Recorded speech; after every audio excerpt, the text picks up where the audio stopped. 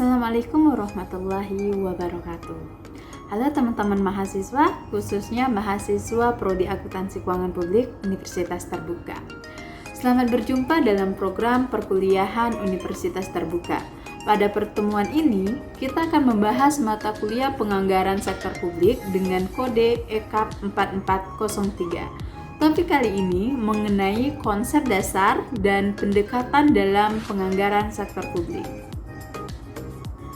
Baik teman-teman mahasiswa, sebelum kita mulai perkuliahan kita pada sesi ini, saya akan menjelaskan terlebih dahulu kompetensi yang akan dicapai mahasiswa setelah mempelajari mata kuliah penganggaran sektor publik ini. Yang pertama, setelah mempelajari mata kuliah ini diharapkan mahasiswa mampu memahami konsep penganggaran sektor publik, terutama di lingkungan pemerintahan daerah. Kemudian yang kedua, mampu melakukan penganggaran di organisasi sektor publik dengan berbagai pendekatan. Yang ketiga, mahasiswa diharapkan memahami tahap-tahap penganggaran sektor publik. Kemudian yang keempat, memahami teknik penganggaran sektor publik. Yang kelima, memahami pola penganggaran pemerintahan di Indonesia. Dan yang terakhir, yaitu mampu melakukan kajian dan studi kasus tentang penganggaran di berbagai organisasi sektor publik.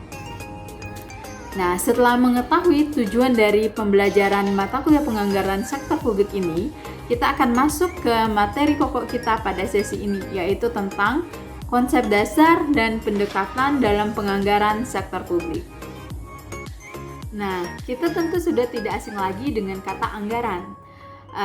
Teman-teman mahasiswa tentu sering menggunakan kata anggaran atau budget dalam keseharian. Misalnya budget untuk liburan atau budget untuk beli skincare bagi mahasiswa perempuan. Namun kali ini kita akan membahas anggaran dalam konteks anggaran pemerintah atau organisasi pemerintah. Jadi, apa sih anggaran itu? Oke, kita akan jelaskan. Pengertian anggaran dalam konteks pemerintahan. Anggaran merupakan dokumen perencanaan keuangan untuk masa depan yang pada umumnya mencakup jangka waktu 1 tahun dan dinyatakan dalam satuan moneter. Anggaran ini merupakan perencanaan jangka pendek organisasi yang menerjemahkan berbagai program ke dalam rencana keuangan tahunan yang lebih konkret. Usulan anggaran pada umumnya ditelaah atau direview terlebih dahulu oleh pejabat yang lebih tinggi untuk bisa dijadikan anggaran formal. Untuk itu kita akan lebih mengetahui lagi dalam karakteristik anggaran sektor publik. Apa itu? Ya, yang pertama, karakteristik anggaran sektor publik itu adalah anggaran dinyatakan dalam satuan keuangan. Seperti yang dijelaskan sebelumnya pada pengertian anggaran, bahwa anggaran itu harus dinyatakan dalam satuan keuangan. Misalnya kalau di anggaran keuangan pemerintah daerah di Indonesia, tentu saja kita menggunakan satuan mata uang rupiah. Misalnya untuk membangun satu jembatan atau satu ruas jalan atau satu buah gedung, kita membutuhkan anggaran sebesar 500 juta rupiah atau 1 miliar. Nah, artinya anggaran tersebut sudah dinyatakan dalam satuan mata uang. Kemudian yang kedua, anggaran umumnya mencakup jangka waktu tertentu, 1 atau beberapa tahun, jangka pendek, menengah atau panjang, tergantung dari proyek atau proyek yang ingin kita masukkan ke dalam anggaran tersebut. Kemudian yang ketiga, anggaran berisi komitmen atau kesanggupan manajemen untuk mencapai sasaran yang ditetapkan. Manajemen di sini maksudnya adalah organisasi perangkat daerah atau pemerintah daerah itu tersendiri. Kemudian yang keempat, usulan anggaran ditelaah dan disetujui oleh pihak berwenang yang lebih tinggi dari si penyusun anggaran tersebut. Kemudian yang terakhir, anggaran itu disusun hanya 1 kali. Anggaran hanya dapat diubah dalam kondisi tertentu. Tidak bisa kita serta-merta ingin merubah anggaran keuangan daerah atau keuangan pemerintah pusat begitu tanpa adanya kajian mendalam atau alasan urgensi kenapa anggaran tersebut harus dirubah. Kemudian tentang pengertian penganggaran. Nah, kalau anggaran tadi adalah dokumen perencanaan keuangan, kemudian apa sih penganggaran itu? Penganggaran dalam konteks ini merupakan proses penyusunan rencana keuangan organisasi yang dilakukan dengan cara menyusun rencana kerja dalam jangka waktu tertentu, umumnya 1 tahun, dan dinyatakan dalam satuan moneter. Baik, kita lanjutkan.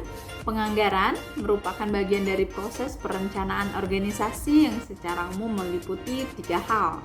Yang pertama yaitu perencanaan strategik, kemudian yang kedua penyusunan program, yang ketiga penyusunan anggaran. Perencanaan strategi sendiri merupakan bagian dari perencanaan jangka panjang. Seperti yang kita ketahui, perencanaan jangka panjang ini merupakan perencanaan yang jangka waktunya bisa sampai 20 atau 25 tahun yang akan datang. Kemudian kita sering mendengar istilah RPJPN atau RPJPD, yaitu Rencana Pembangunan Jangka Panjang Nasional ataupun Daerah.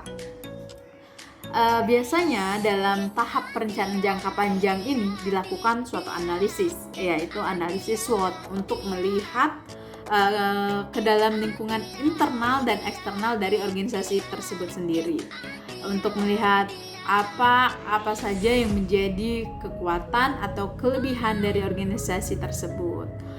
Kemudian pada tahap ini juga pemerintah biasanya menetapkan apa visi misi, falsafah, kebijakan, tujuan, sasaran, ataupun strategik organisasi yang akan datang. Kemudian yang kedua yaitu penyusunan program. Nah, seperti yang bisa kita lihat pada gambar di samping, penyusunan program ini merupakan bagian dari perencanaan jangka menengah.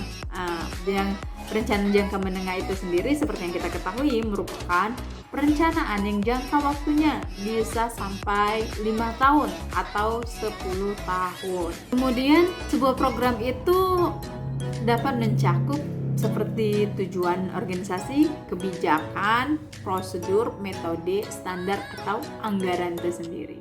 Kemudian yang ketiga, tahap ketiga penyusunan anggaran merupakan bagian dari perencanaan jangka pendek. Penyusunan anggaran merupakan bagian dari perencanaan jangka pendek.